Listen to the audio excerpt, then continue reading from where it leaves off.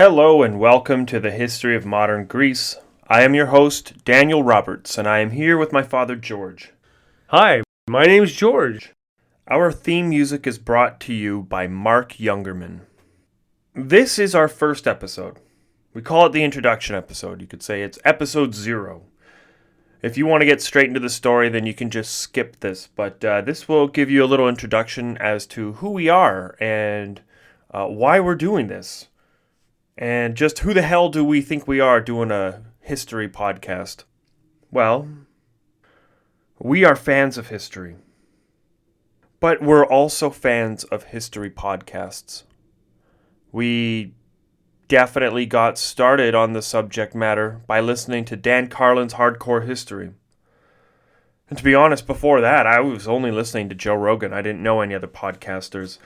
And then Dan Carlin's Blueprints for Armageddon just set me off on a path of no return. After that, it was the fall of the Republic, Julius Caesar. And when those episodes ran out, I just started searching history podcasts, and it was then We quickly discovered Michael Duncan's The History of Rome. and Michael Duncan, he raised the bar.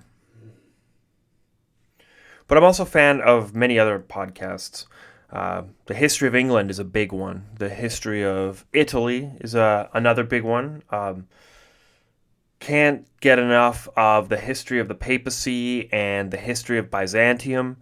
Really, it's just a continuation of the history of Rome. And the reason we are doing one now is kind of an accident.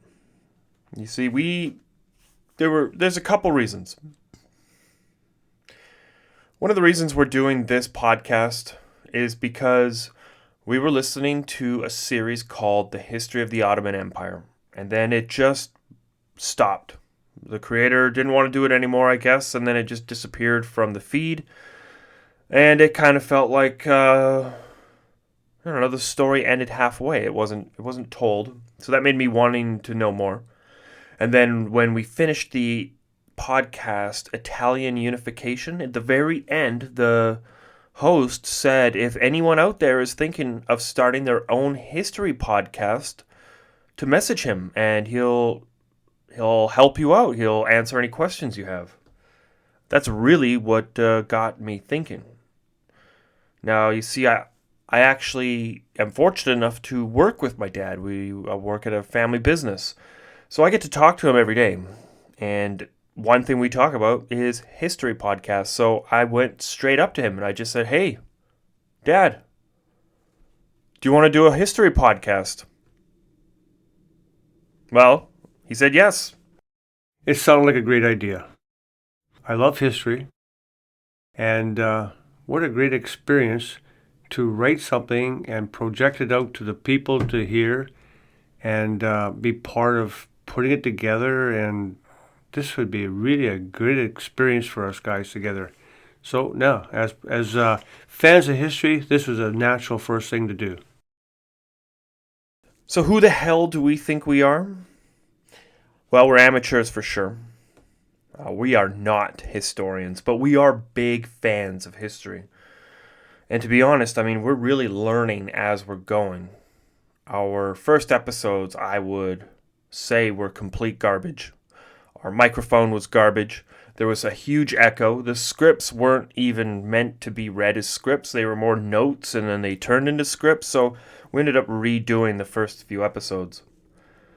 But another issue that we had, because, well, just to fill you in, Season 1 of this podcast is 40 episodes long.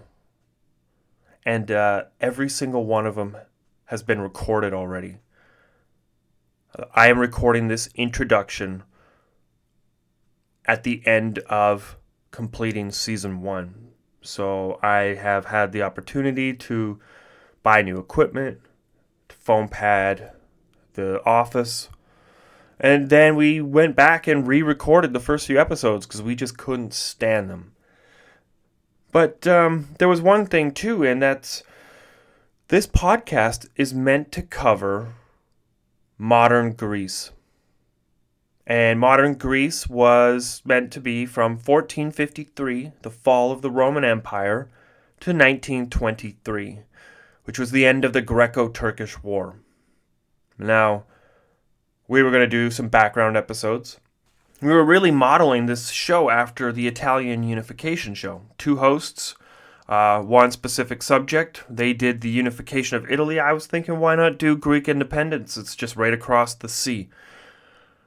But our first few episodes that were supposed to give the background information as to who are the Greeks, like what happened in ancient Greece, what happened with Rome, Byzantium, that was just supposed to be a few episodes, but we actually got so hooked on this that now it seems like we're going to have 80 episodes before we even get to the fall of Constantinople. And I feel like this is kind of like the same trap that the Wittenberg to Westphalia podcast fell into. I mean, that guy's supposed to talk about the wars of the Reformation, and I've been listening to him for many years now, and I have still yet to hear anything about the 30 Years' War. The format that we're going with is lecture-based.